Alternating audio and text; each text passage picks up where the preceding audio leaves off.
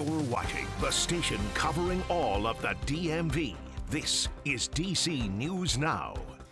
Hi, everybody. Thanks for joining us tonight at 9. I'm Chris Flanagan. In the district, D.C. is now cracking down on speeding after a record year for traffic deaths. 52 people were killed on district roads in 2023. And this week, council passing new legislation aimed at holding reckless drivers accountable.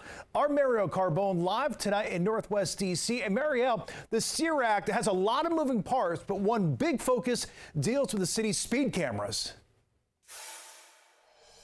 Yeah, that's right, Chris. Cameras like this one, they track drivers all over the city. And just last year, 50,000 citations were given out for drivers going 20 to 30 miles over the speed limit. Now, this new law adds another punch to the punishment, giving people points on their license if they're caught speeding on one of these. Focus your eyes on the road in D.C. and you'll likely see cars speeding down the street. Oh yeah, all the time. I mean, it's ridiculous. I see people speeding down Columbia Road all the time. I see people speeding down here all the time. It's why council is taking action, passing the STEER Act unanimously this week, cracking down on dangerous drivers. You have laws to abide by when you're in a dangerous machine like a car. In part, the new law creates a new point system for speeding past automated traffic enforcement cameras. Points range from 2 to 10 depending on your speed. Receive 10 points and your license may be suspended.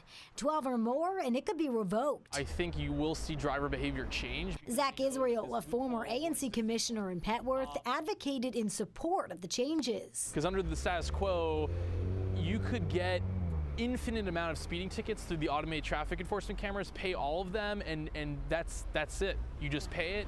And you can continue doing dangerous driving behavior. Points are serious business. Your insurance can go up. Paul Severance believes the new point system will make a difference. I think it will, yeah. The STEER Act also gives D.C.'s Attorney General the power to sue people who rack up speeding violations, regardless of what state they live in. And that's critically important. We always hear about the millions of dollars in outstanding fees from Virginia drivers and Maryland drivers specifically. And not everyone we spoke to was so in favor of all of this. One woman actually said she doesn't believe adding those points will make any difference because the people violating the speeding limit, they don't care that they're reckless driving. And now, Chris, this does still need a signature by the mayor as well as congressional approval before it is officially enacted. Reporting live in Northwest tonight, I'm Marielle Carbone, DC News Now.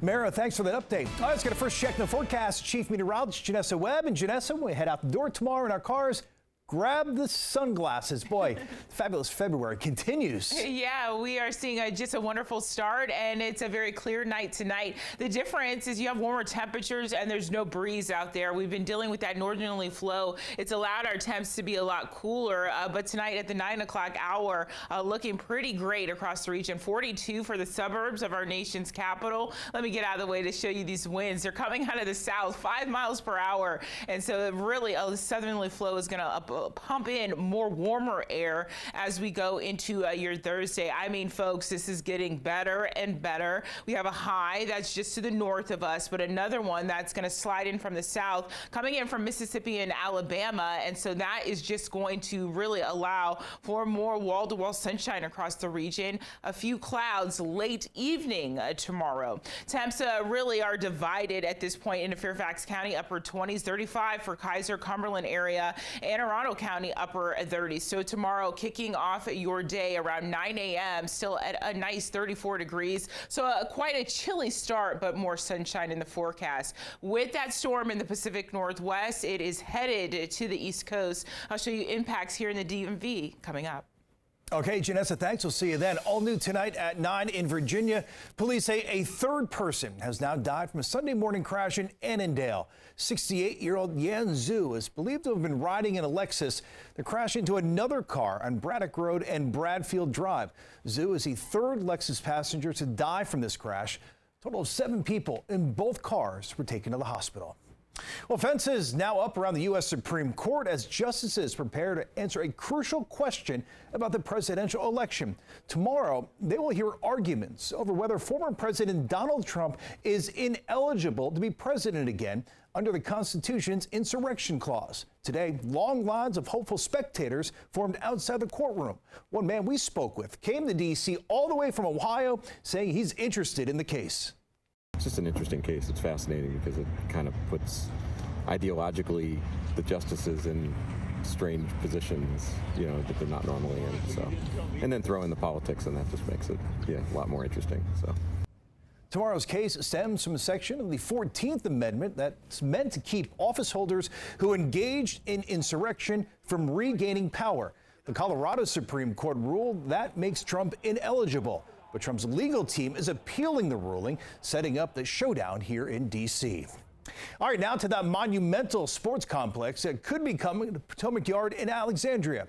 Tonight, we're getting a better idea of how the transportation to and from the arena may work and what it would cost. Our Randy Bass is crunching the numbers. Yeah, right now, this practically brand new Potomac Yard metro station sees hardly any traffic at all. But that all could very well change if plans to bring a new arena right next door actually go through. New reports project rider delays between 60 and 90 minutes after major events here if no changes are made. It's all laid out in a new report from engineering and design consultants Kimley Horn. They say the solution is tens of millions of dollars in upgrades here. The firm says the station needs more escalators and fare gates and more north and southbound trains running to increase capacity. It'll cost a pretty penny too, between $40 and $70 million for infrastructure upgrades, between $2 and $8 million a year to run extra trains. The station is less than a year old and cost $370 million to build ahead of its opening last May. Some people we talked to today say leaders should find the money and make it happen, while others say it seems like a waste. I'd hate to see anybody spending more money for a sports arena than they should have to. Unfortunately, there's only one exit from the platforms, and that's not going to accommodate a crowd anyway. I just shake my head that anybody thinks that right after they've just built this place, that they have to change the entire layout. Yeah, and even if those multi-million-dollar improvements are made, that report suggests it may only alleviate those wait times by just a little bit, down to about 30 to 45 minutes after major events. The other big question that remains tonight is who pays for all these improvements? In Alexandria, I'm Randy Bass, DC News Now. All right, police are searching for additional victims after they say a man posed as a rideshare driver, then raped a woman he offered to take home. Mohamed Abura has been arrested on rape and kidnapping charges. Fairfax County police say he gave a ride to a woman in D.C.'s DuPont neighborhood early New Year's morning, then drove the victim to a park in Lorton and sexually assaulted her. The man is believed to have been driving a blue Volkswagen Jetta like the one you see here. Well, black business owners in Prince George's County could soon get some financial help. The bill was introduced this week to help start up or expand black businesses. Our reporter, Yamari Sase, covers Prince George's County, and she spoke to a business owner about why a fund like this is so needed. Yeah, Soltarian Cafe is a black-owned vegan soul food restaurant. They started serving their customers from a food truck and then opened up their very own restaurant right here in Hillcrest Heights. Now, the owner tells me it hasn't been easy, and more funding from the county can definitely help relieve some pressure. Opening a vegan soul food brick and mortar came with challenges for co-owner Christopher Arnold. Well, it was very challenging financially our first year, taking on more staff, of course, as well as just accumulation of the different bills that we didn't incur with having a lower cost of the food truck. So it's been a great transition, but we're just trying to keep it steady. And helping businesses stay afloat is one of the goals for a newly introduced bill called the Black Startup Fund. I've heard from a lot of businesses that they've been struggling about getting the resources they need in the county. So this seemed like the perfect thing we could do to really show that we want to support black businesses. I'm really excited that I'm able to pass something that can create generational wealth for my community. The bill aims to provide funding for black business owners looking to start their business or even expand it. Some more equipment to help us expand expand our catering and whatnot. And also, I've had a plan that I would like to expand to doing a living wall and grow some food in here as a part of the initiative of having healthier items in our county. Although the funds already exist through a program with the county's Economic Development Corporation, if passed, this bill would use 25% of those funds specifically for Black-owned businesses. A lot of times, Black and minority-owned businesses are starting off, with much of nothing but an idea and a dream, right? This helps put those dreams into fruition. Now the legislation will be reviewed by committee in the coming weeks before a final vote. For now, reporting in Hillcrest Heights, Maryland, I'm Yamari Sase, DC News Now.